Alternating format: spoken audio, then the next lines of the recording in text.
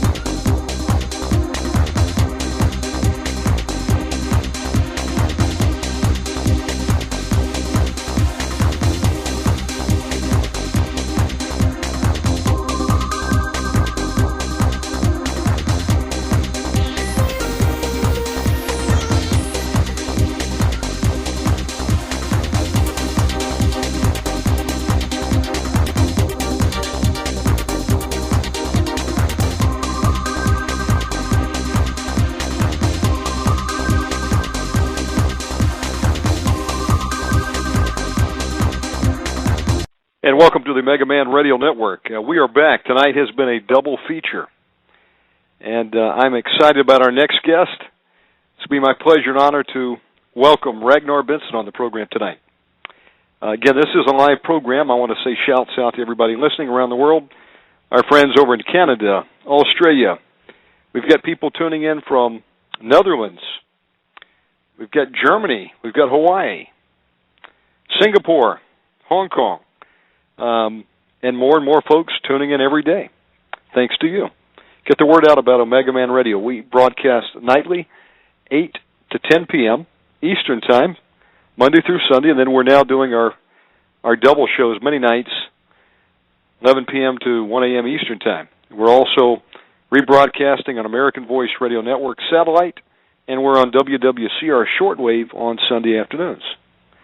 Without further ado, we're going to get on Ragnar Benson. For those of you who do not know Ragnar Benson, he is probably the most prolific survivalist author of all time. I call him the granddaddy of preparedness. He's been around a long time. And when you've been around a long time, you've got a lot of wisdom, and he's put it into books. And I remember buying some of Ragnar's books back in the 90s, and they were in my library. Very informative books. And here's a man that speaks from experience. He has been to 90 different countries in a time period of between 3.5 weeks and 3.5 years. That's a lot of travel. He spends at least 8 months out of the year overseas traveling. That's one of my favorite pastimes. When I can do it, I certainly love to do it. And I've only scratched the surface of this world. He's been all over. We're going to be talking about some of his recent trips, some of his travels to places like Russia that many Americans have not seen yet. But, we have all these formed opinions of these places from our media, which is nothing but programming, folks. You know that. We can't get the straight truth out of TV. I don't even have a TV anymore. I don't get my information from there. And I hope you don't trust it either. You've got to have an alternative means of information. That also means books. So thank God for our First and Second Amendment rights. And before I start preaching, let me get Ragnar on the line. Stand by. Ragnar, how are you tonight? Well, I'm getting along pretty good. That's certainly a very laudatory introduction. And I might point out, in terms of your not having a TV, tell me true or false, for every hour you watch TV, you lose 1 IQ point. Maybe 10. I think it's worse now. I've never had anybody argue with me about that. That is so true. Today, the youth don't even read anymore. I don't know what's up with that. They don't read. They don't go outside and play, throw the football. Don't run a trap line. They don't go hunting. Oh man, yes. When we were kids, one of the things that we did extensively, in fact, one of my first real jobs where I got paid for was working for the local powder monkey, doing contract blasting. Yes, sir. Yeah. Wow. Can you imagine a 13-year-old kid doing that now? I don't even know what it is. Oh, my goodness. Well, we set dynamite, and we dynamited out cement walls and knocked down buildings, and we cleared stumps from a parking lot and that sort of thing. Oh, my goodness. You were literally raised on the farm. Now, how old are you now, Ragnar? 72. Okay, so you have been around quite a bit of time. You were there before even World War II. And but I remember that vaguely, just vaguely. My recollection of it is that we spoke German at home at the time of World War II, and then that quit just dramatically. Yes. And I can remember listening to the radio, and my mom and dad being intimately aware of the cities and places and rivers and so forth in Europe that the news announcer was talking about, well, we have sent soldiers over and taken this city and taken that city, and it was we did this. It was they identified, although they were immigrants, they identified with the U.S., and they were part of the U.S. effort in World War II. Yes, sir. Now, you were raised up on the farm, and you basically learned a lot of skills that most people have no understanding of whatsoever. I mean, today what do? We go to the grocery store every 3 days to buy our food. We have no idea what it means to milk a cow. If you fish, it's just for sport. What's happened to America? Yourself, Bruce. Speak for yourself. We were just up in Alaska. The first day we got 580 pounds of fish, which we turned into fillets and are now in the freezer. But one of the important skills that we don't have today, and that my children all have, is how to butcher. In other words, how to take a goat or a beef or whatever, a sheep or whatever, and turn it into usable cuts of meat. Even how to butcher a rabbit or a chicken or a turkey. We don't know that today. And that's a shame. I thought they all came like that already. That's what most people think. They have no idea. You've got to have the skill to go from the cow to your hamburger. Yeah, exactly. And they have no concept of how to do that. Now, you learned all kind of skills on the farm. What was it like as a young man growing up? What did your dad have you in charge of doing? Well, we were poor. My folks themselves, by that time, were living in Europe, and so I was raised with grandparents who were actually Russian immigrants. And we during the cold of the winter, it got pretty grim. And I can remember many Decembers and Januaries when our only income was from my trap line. Oh my goodness! Now, when you say trap line, were you trapping what type of thing? We were trapping mink mostly. If it warmed up a bit, we might get a coon or a possum now and then. Skunks was another one. Fox, we caught a number of fox. Weasel were commonly caught. Muskrats, a lot of muskrats. Now, what were you doing? Were you taking them for the skins, or did you eat some of the meat also?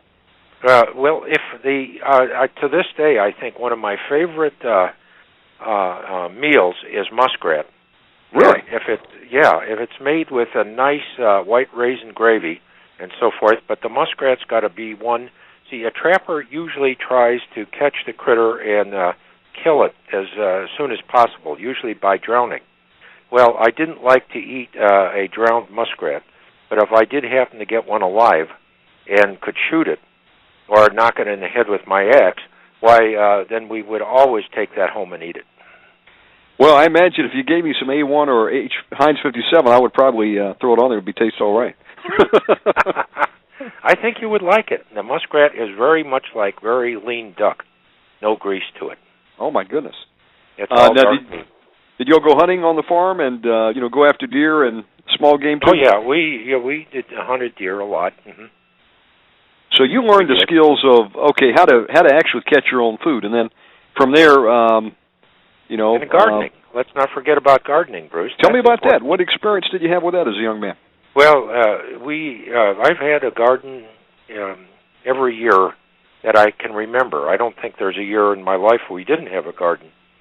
And the important thing, I was just telling a fellow the other day, actually a computer technician, he came out and he wanted to talk about survival. And he wanted to talk about using his computer for survival. Well, I don't know how in the world he'd do that. But I was telling him he needs to plant a garden because it takes about 5 years in any given location to learn how to raise a garden in that particular soil type and climate. Oh, my goodness. You might have to have trial and error for a year or two, right? Yeah, exactly. Or a disaster. Sure. Yeah. My goodness. But y'all were set up to actually live off the land, trap your food, grow your food, something that most of us in this generation, I'm relatively young still, I'm 41, but I have no concept of it now. I talk to my mother. She was raised on the farm. My grandfather remembers being a sharecropper, you know, for tobacco and corn and things like that. But my goodness, so far removed that's a shame. Mm-hmm. It's almost like taking a domestic animal and releasing it into the wild. They can't fend for themselves if they have to. Well, I'm a little concerned vis-a-vis the average American and, say, the average German from World War II, or let's even talk about Russians right now. Yes. They still seem to have more basic gardening and survival and scrounging skills to find food out in the wild. Now, you wouldn't survive in the wild on wild game entirely, and on a thing of berries and nuts and so forth that you found in the woods, but they sure would be a supplement to your diet. You know, I have been very keen on survival maybe for about 20 years. I have known that the economic collapse was coming. It was inevitable, and I asked myself, what would I do in that time? And, you know, of course, I worked with, you know, limited resources. I wanted to, you know, have land and so forth. It just never worked out. But I did do other preparations to include, you know, food storage. And I would talk to people, Ragnar, and I said, you know, what are you going to do when you wake up and the bottom has dropped out? And many people say, oh, I'll just go shoot a deer.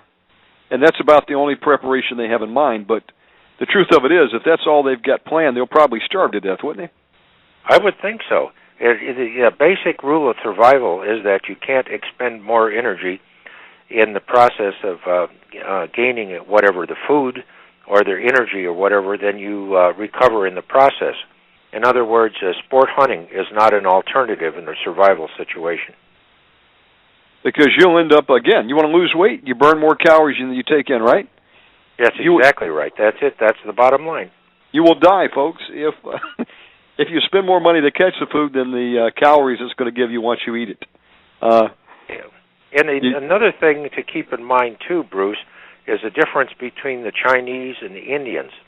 It hasn't happened lately, but the Indians traditionally starved, and the Chinese prospered fairly well as long as the government left them alone.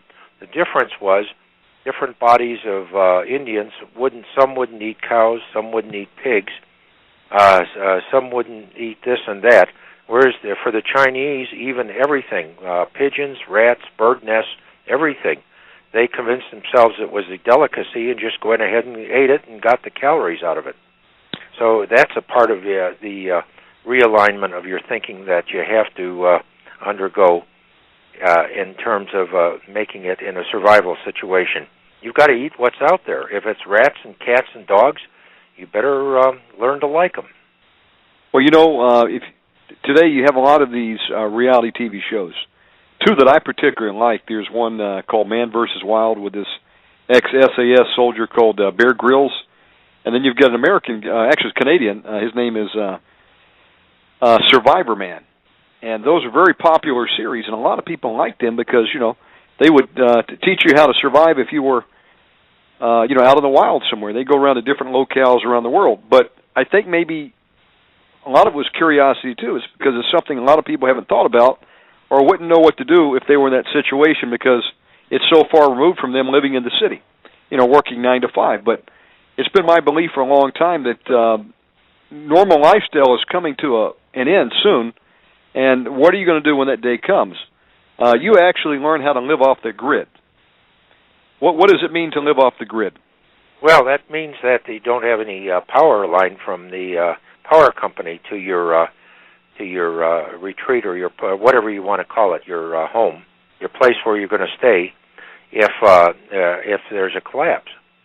And I do that probably unconventionally, Bruce. But every survival is an intensely personal process, and survival is also could be called preparedness, of course, and that's intensely personal.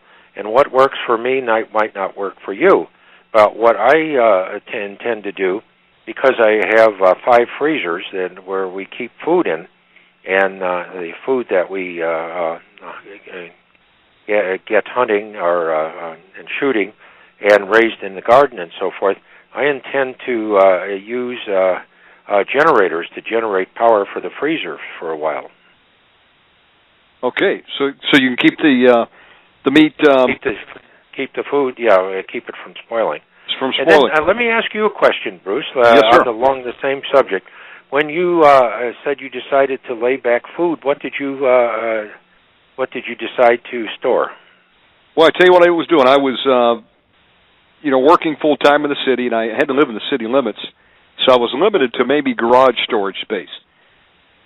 So I decided, to me, I needed a means to have clean water, so I invested in some water filtration. And then for food, I was looking for stuff that I could, store many years. And then I began to look at it and say, what's going to last? Well, I ended up going with long-term grains like long brown rice, white rice. I put in beans of different varieties, lots of rice and beans. And what I would do is I'd put them in 5-gallon buckets, and most of it I hand-packed myself. And then I went after high-quality protein, and the problem with meat is most of us get it frozen, so what are you left with? So I invested in canned tuna, and then as I had a little bit more money, I started to go from canned goods into, I guess I call it the Cadillac of long-term foods, like the Alpine Air, the freeze-dried rations.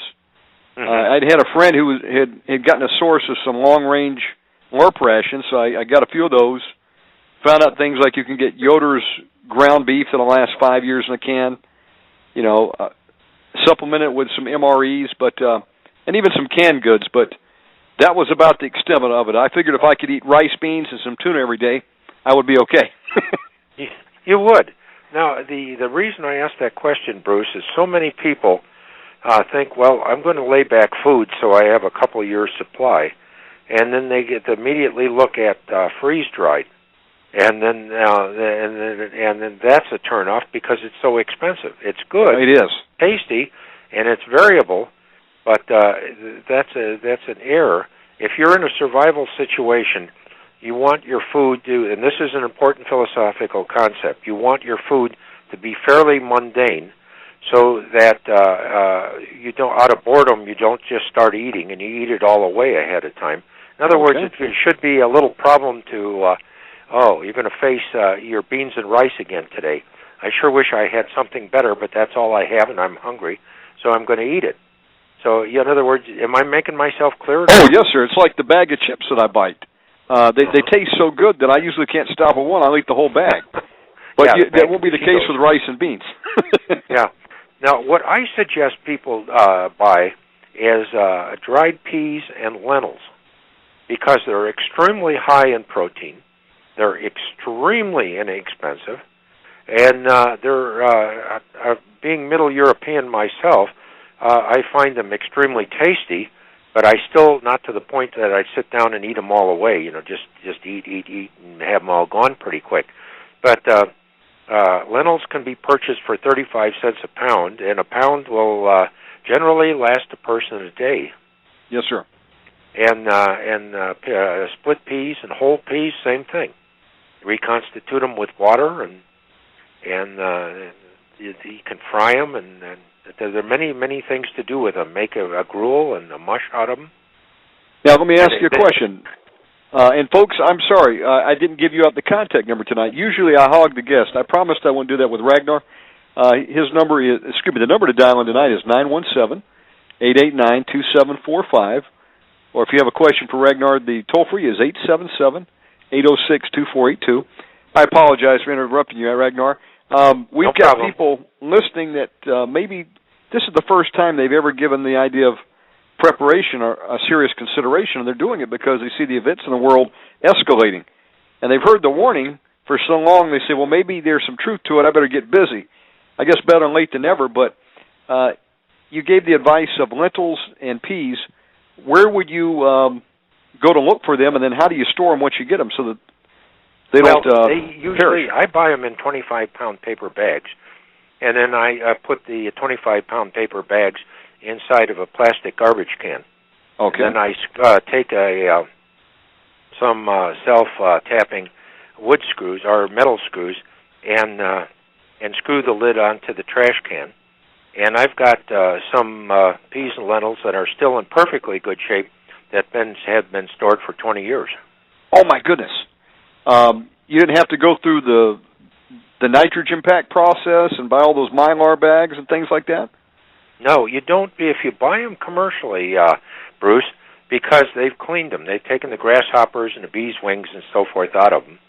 Okay. And so the same. I don't store wheat for that same reason, because I can get wheat from farmers, but it generally has got bees' knees and weed seeds and that sort of thing in it, which just makes it unpalatable. I tell you what I did one time. I bought some 25-pound bags of corn. I think it was corn, and I got lazy and didn't put it into some 5-gallon buckets, or in your case the trash cans. And after a while, I went down to my basement one day and I heard it moving, and I heard a noise, and I think the weevils were getting in there. Do you have to throw it out at that point, or could you eat the weevils if you had to?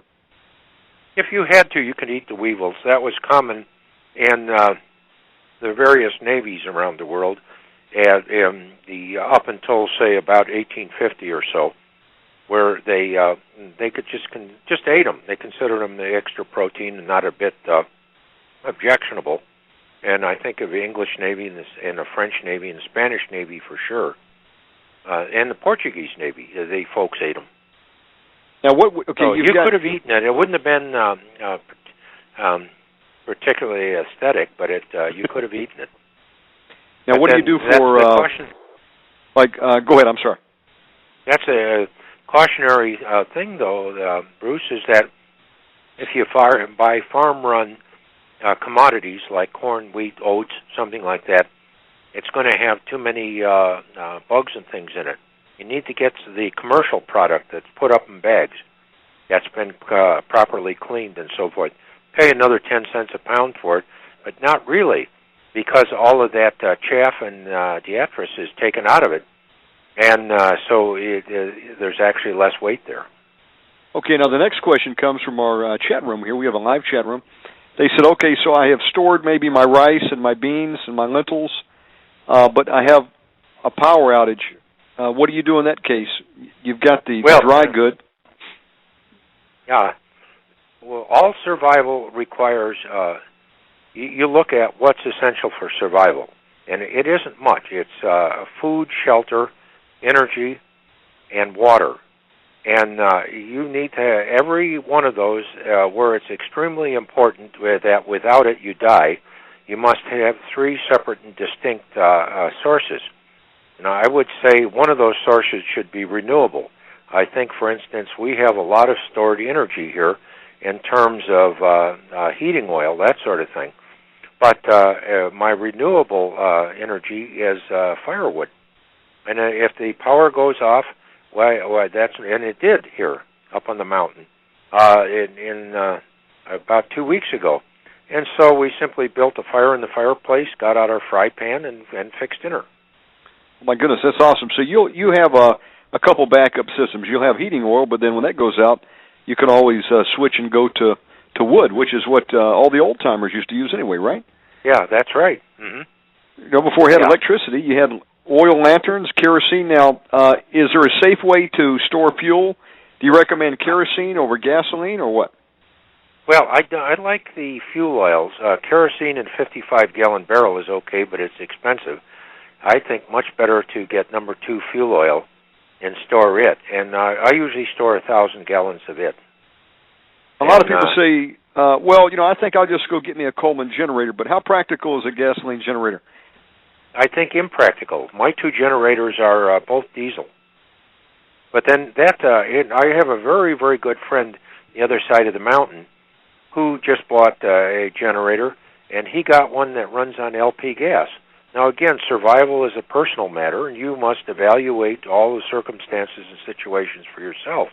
And other than listening to me regarding you better do something, what specifically you do is up to you, whatever seems best. Well, and I appreciate that. And it depends on your location and so forth, but you're still going to have these essential folks. Now, I remember when I lived in Tijuana, Mexico. You go over there, everybody uses these big, I guess they're 50-gallon propane canisters. It's hooked up to your stove, hooked up to your hot water heater, and we would have a power outage over there. And I said, wait a minute, I guess I'm screwed. Then I realized, wait a minute, I've got the propane. So I was able to take a bath and cook. We just had to use candles, but, as long as I had hot water for a shower, I was happy. Yeah. And,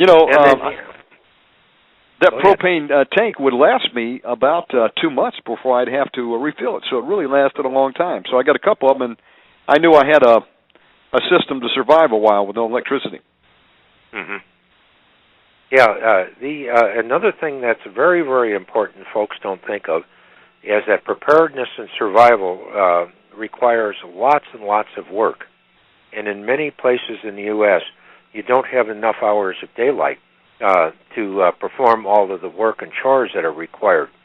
So you must think about some artificial lighting so that you could in the evening be snapping beans, peeling squash, or doing whatever, putting up food, butchering a deer, butchering a goat, a sheep, whatever it might be, rabbits.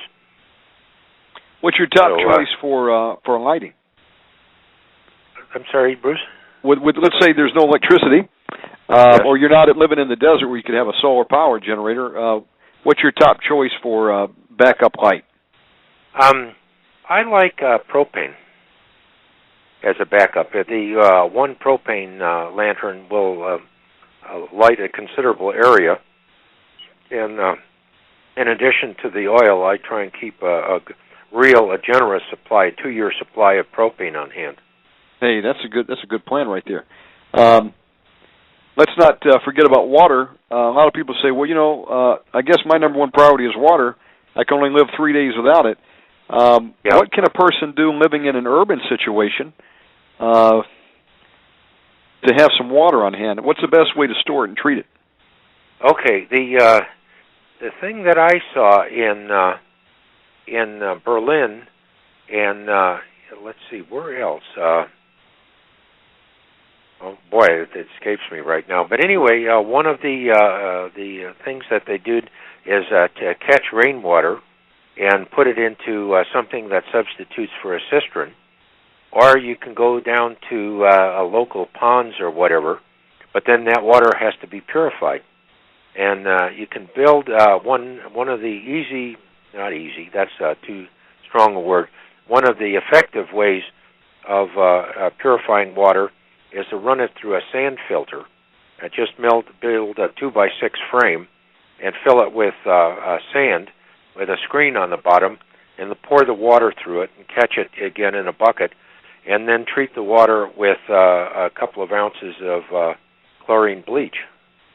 It doesn't taste very good, but it'll keep you alive. Okay, I like that solution. In fact, I had tried that one time. I got one of these food-grade 55-gallon barrels, filled it up, and put a little bit of bleach in there. If you've got some extra water, you can survive, folks.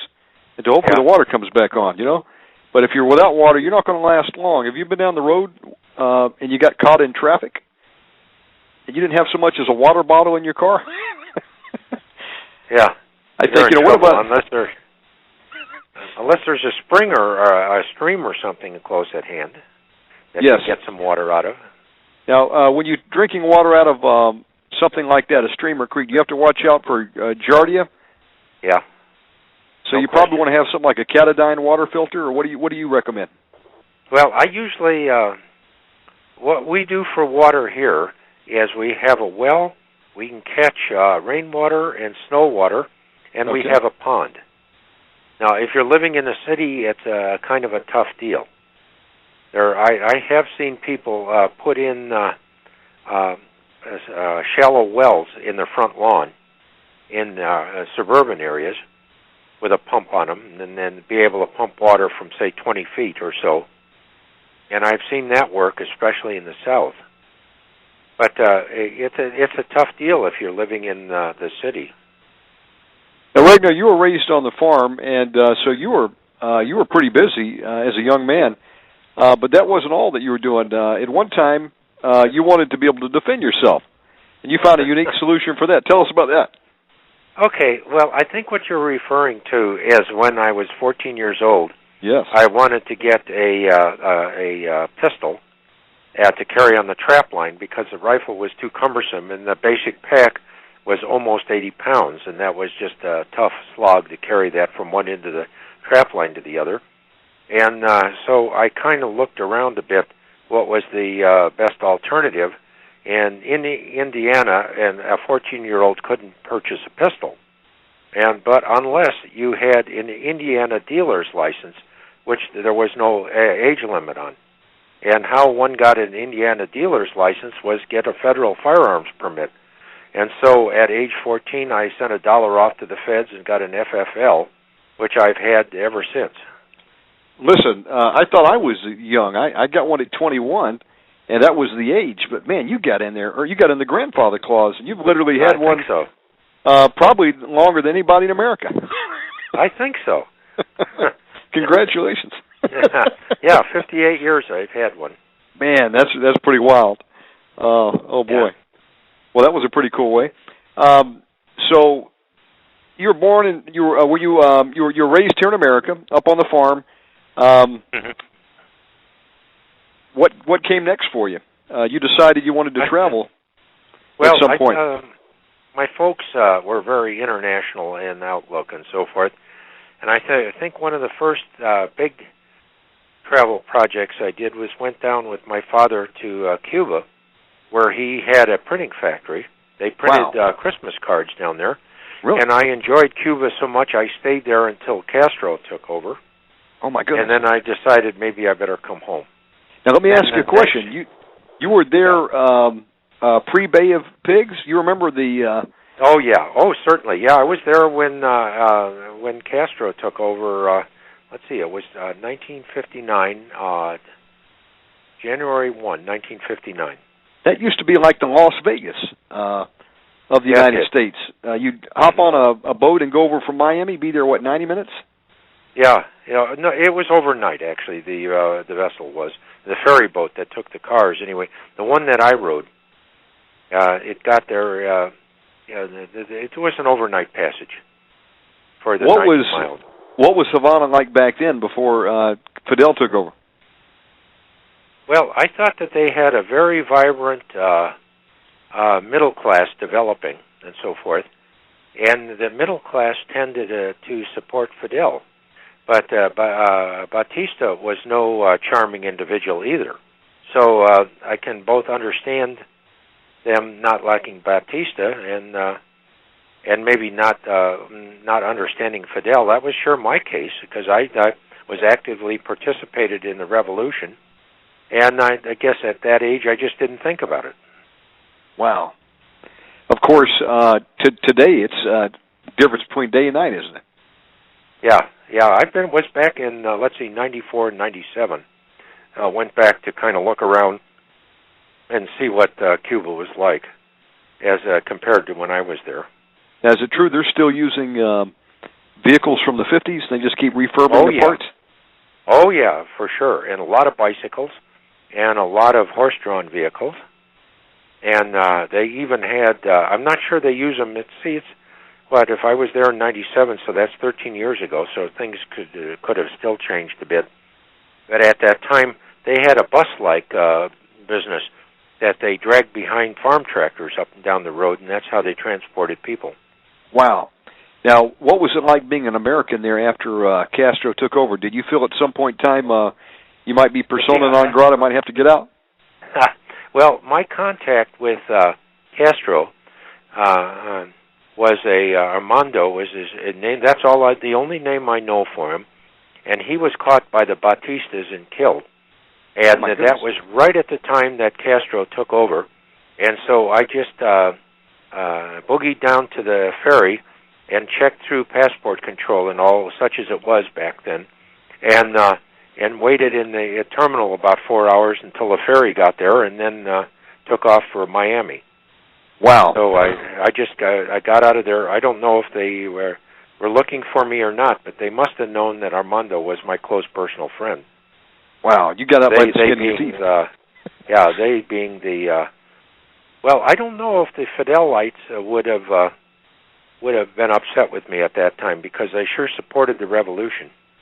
Sure, absolutely. So Batista was overthrown. Fidel was there. Now, did you see any of the American invasion force sent by the CIA? No. See, that was many years later. Okay. That was many, many years later. I've been to the Bay of Pigs. Was there in '94 and '97 as well, and I've been to Venalius, where the missile crisis started, and so forth. But that's well after the fact. My goodness! No, wow. And let's see, my interface with the guns of the revolution and so forth involved walking up and down the beach at Veradero, and watching for the yachts which were coming in from I don't know where, unloading large wooden crates with I'm not sure what was in them. And whenever the beach patrol came around the corner at the point at Veradero Beach, I would shine my mirror, and all of the yachts would disappear out in the ocean again. Wow. Man. Now, did you ever run into Che Guevara over there? No. I might have met Raul. I can't be sure. That's a long time ago, and events were moving very, very quickly, and this and that and so forth. So I can never be absolutely sure about that, but I think I did meet Raul at one point. Okay, that's Fidel's brother, Raul Castro. Yeah, a question for you, Bruce. Yes, when sir. I lived and worked in Cuba, the conventional wisdom was that Raul was Fidel's half-brother. That has never come out in the current media and so forth. What do you remember about that? Well, you know what? All I know is the very little that I've gleaned extracurricularly. We didn't learn about any of this in high school. I graduated high school back in '87. I was like 17. Again, I'm 41 now, and they wouldn't even go into Vietnam. They said, "Oh, it's too recent for us to talk about." I mean, I hate to admit that I had an American education. We went as far as Civil War, and I would get angry. I said, "I don't want to hear about that. I want to know about NAM." Well, I have no idea. Bruce, there's bound to be somebody listening who would know the answer to that. And that's my dilemma. I don't know if he's a half-brother or not. All I know is that at the time I lived and worked in Cuba, we thought he was. So I was under the assumption somebody would call in and set me straight on that. I appreciate the information. Absolutely. Of course, I read a lot, and up until I became enamored with the computer, and then I went the way of most of the mainstream today, computer, and you forsake the book, which is a shame because there's so much knowledge in the books, and I love books. In fact, I'd love to own a library. I go to these bookstores, I want to buy them all, but, I love information. Even if I don't read it immediately, I know I've got it there in my hand if I need it. But yeah, that's right. It's a reference. Exactly. Back to the story. So you started to travel, and from there, did you come back to America, or did you continue to travel across the world? No. I came back to America, and then eventually went and farmed for 10 years on my own, and then moved to Africa for a year. Africa, really? Yeah, and at that time I spent a good deal of time with the Rhodesian police. Wow. And then we came back to America. I had my kids with at the time, and it just chapped me that they had to wear a uniform to go to school. Now, that is not logical. I know any number of listeners will call up and say, Ragnar, that is just completely foolish. But at the time, I just really objected to it, and so we just came back to the States. Oh, my goodness. Now, speaking of Africa, I've been as far as South Africa and up to the border of Namibia, and that was about it. I want to go back and visit. My father, as a young man, actually lived in Libya in pre-Muammar Gaddafi days. That's another story for another program. But I've always wanted to explore some more. But I was a big fan of Soldier and Forger magazine. I love all these movies like Dogs of War and The Wild Geese. But you mentioned Rhodesia. You were actually a mercenary at one time? I wouldn't say actually a mercenary. What I did is dealt guns and ammunition there. Wow. So depends how you call it, Bruce. You could say I was a mercenary, but that was my involvement with the Rhodesian police, supplying ammunition for them. Interesting. And that's a thriving market, even today. Yeah. Unfortunately, we can't get the good stuff over here because they banned it with Reagan. So we've got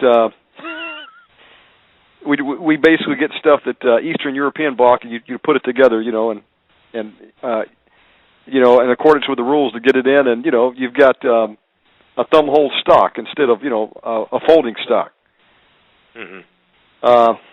I like the AK-47 style, but unfortunately, the closest I can get to it is like an SLR-95, a Bulgarian model.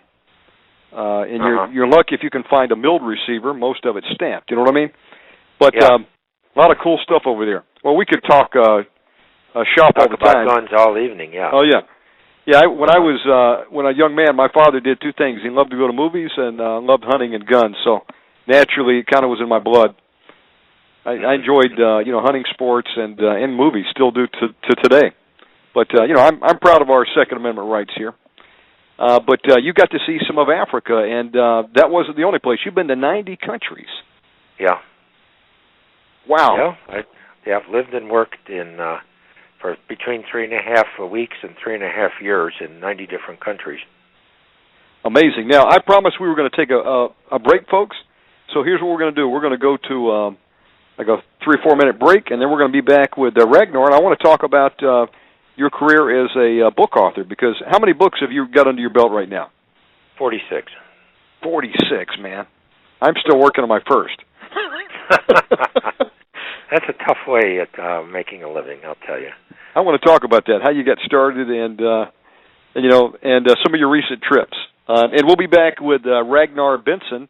If you'd like to call in tonight, the phone number is 917-889-2745, and we'll be back in a few moments. Okay, 3 minutes, you think? Absolutely. Time to get a refill on your coffee, folks. Hit a bathroom. We'll be back. All right. Here we go. And you're listening to Omega Man Radio. Special guest tonight, Ragnar Benson. His books are available over at Amazon.com and also PaladinPress.com. Very unique books. And I would tell you, if you would like to call in tonight, do so. I will open up the line, toll-free 877-806-2482, and we'll be back in just a few moments.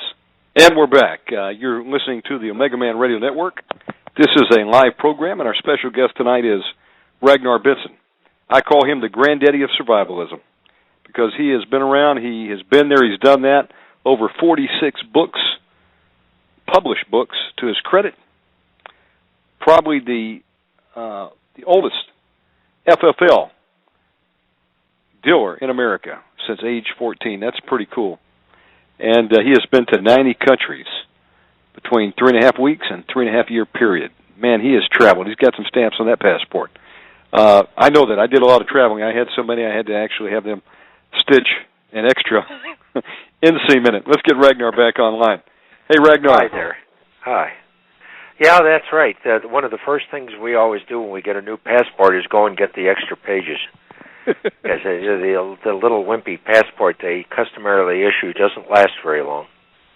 Now, that is the truth, and I tell you, it comes in handy. Otherwise, you sit there and, they're trying to find spaces, and, it's just a pain in the butt. At any rate. Or you send it off for a visa, and then they don't have a space for the visa. Isn't that the truth? And, I did that just traveling through Central America. I've been to Israel, been to Africa. That's about it. Now, you've been to 90 countries. Now, you spend at least half the year overseas. You really have a wanderlust there, and I don't blame you because there's so many beautiful parts of the world to see. You recently got back on a really cool trip. You were telling me you took a trip to Russia? I did, yes.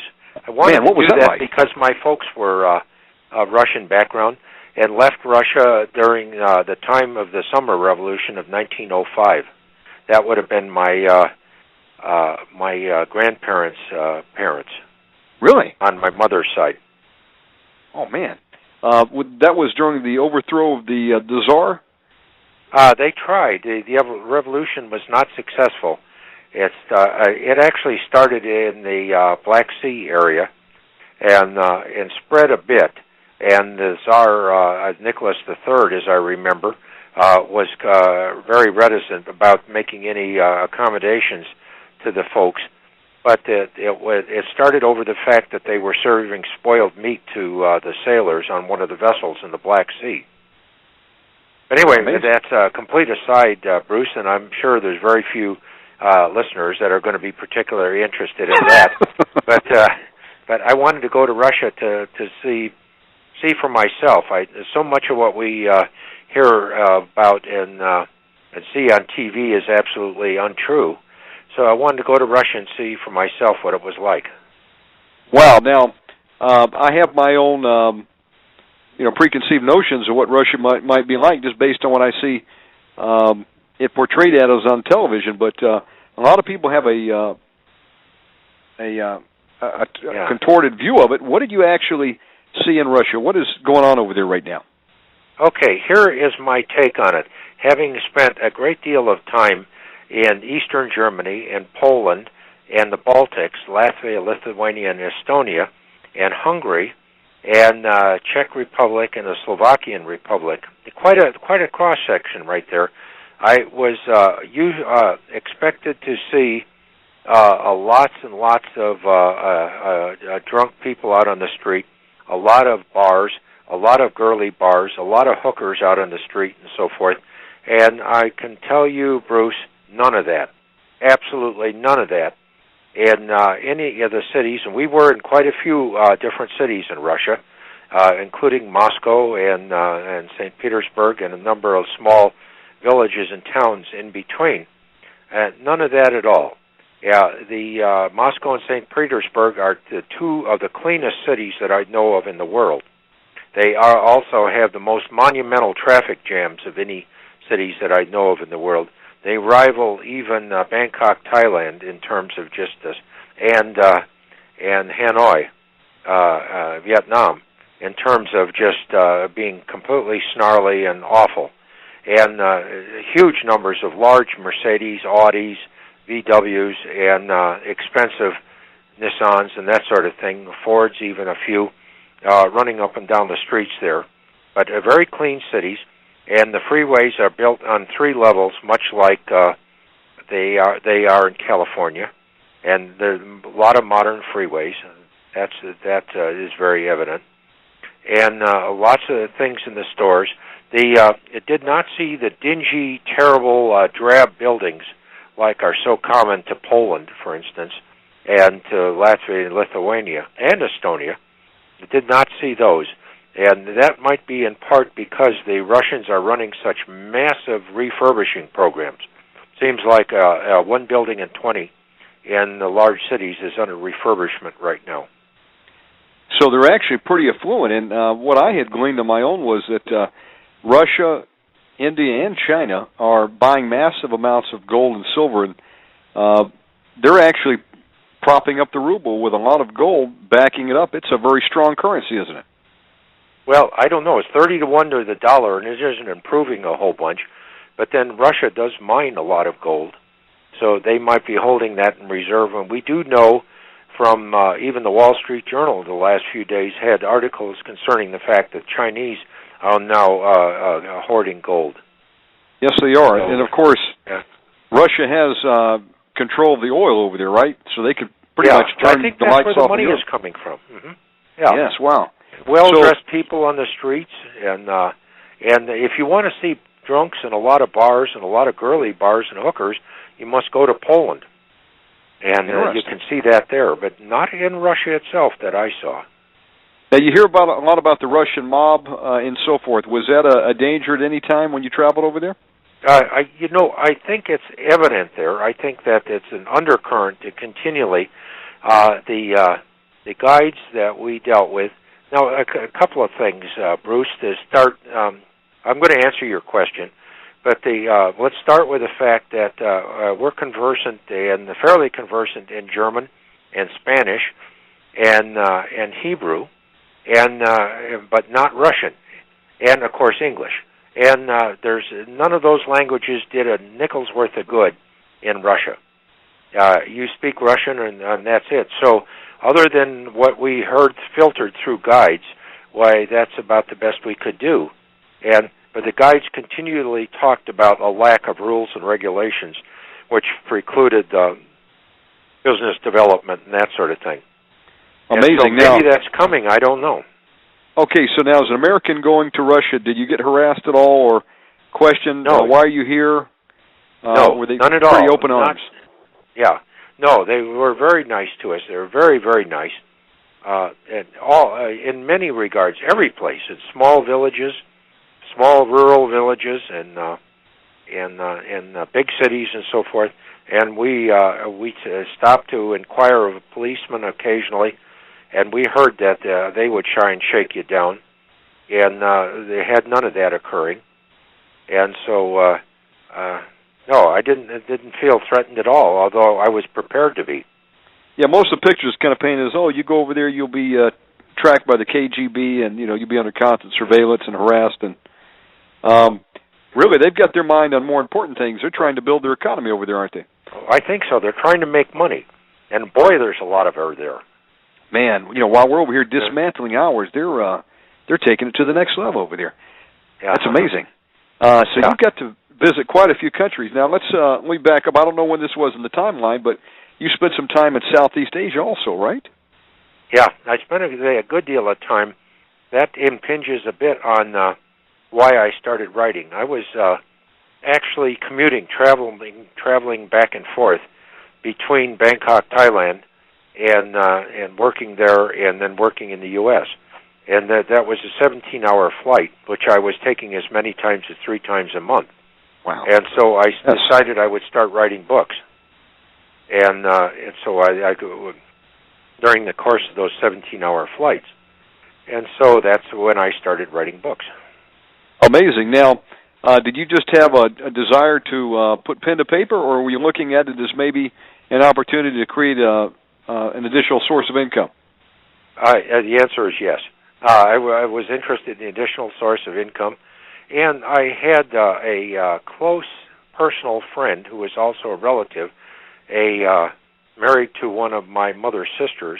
Dugan Larson is his name, a full Ojibwe Indian. And he kept talking about we ought to do a book on ancient Indian game gathering methods. Amazing. And so, so I wrote the book, and then because survival was very, very important at that time, we changed the book to a survival cast to it. And the important thing to remember about Indians is that they couldn't, I'm talking about American Indians, and my Dugan did refer to himself as being an Indian continually. A very hardworking, a good guy. And but he continually pointed out that Indians couldn't expend more energy getting game than they garnered from the game itself when they ate it or used the skin or whatever. So the methods that they used to gather game had little to do with hunting and fishing and fair pursuit and that sort of thing. Amazing. For those unfamiliar with Ragnar Benson, he's written over 47 books to date, right? And 46, yeah. Many books here. Basically, I'm just going through some of the bibliography. Do-it-yourself medicine, basically the modern survival retreat. How to live off the land. Survival techniques here. This was at a time back in the 70s and 80s, especially when survival was very big. It's big. Yeah, it's coming back again, people are realizing. Now, I should mention the most recent book that I wrote, again, as a result of folks asking about it, and that is a book titled How to Survive the Coming Plagues. And it's offered from Venture Publications. It's not a Paladin book, but it is available from Amazon. How to Survive the Coming Plagues. And I was often asked in terms of the plagues and diseases and so forth that I ran into in the third world, how did you avoid getting them, so forth, and how do we avoid having the germs and microbes taken over our lives? So if you're interested in that subject, that book is available from Amazon. I'm very intrigued with the titles. It's about survival, and it's very specialized knowledge that you had, and you started putting it to print. When you first started off, did you have a hard time finding a publisher? Did you start self-publishing? No, what did you do? I contacted Paladin Press, and they were immediately interested. And awesome. So that was, I think, 79, and that we got our first book out. And then they had an idea for a couple of more books, one of them with more of an emphasis on survival within the city, which it intrigues a lot of people, because that's not going to be easy. Survival out in the rural areas, especially rural agricultural areas, is not that tough. Here we go, Ragnar's Urban Survival, A Hard Times Guide to Staying Alive in the City. I like that title. Most of us are living in the city, and we're going to be back to, I want to go back to some of the places you visited, but let me ask you a question. Here we are in 2010. We've got a apparent missile launch off the coast of California a few weeks ago. We've got North Korea. It looks like ready to, launch a nuke against South Korea. I mean, all this crap going on around the world. We're in some hard times. Where are we in the timeline of history? What's the future for us here in America, Ragnar, as you see it? Well, as I see it, having studied Berlin, London, Madrid, Rome, a lot of those cities, Nanking would be another one, Hong Kong, Singapore, and so forth, the humans are tremendously adaptable, and they're going to try very, very hard to maintain their status quo and maintain their normal kind of life. Now, it may ratchet on down a bit, but I don't think that it's going to be a total collapse. Even in situations like Berlin and Dresden and so forth, which were horribly, horribly destroyed during World War II, there was a total collapse and so forth. But humans are adaptable. And so, Bruce, this may not be what you want to hear, but my experience suggests that they're going to continue to work in their own private sort of way to maintain the status quo, and things are going to subside rather than collapse, unless we have some open warfare, or if the North Koreans decide to use a bomb or something.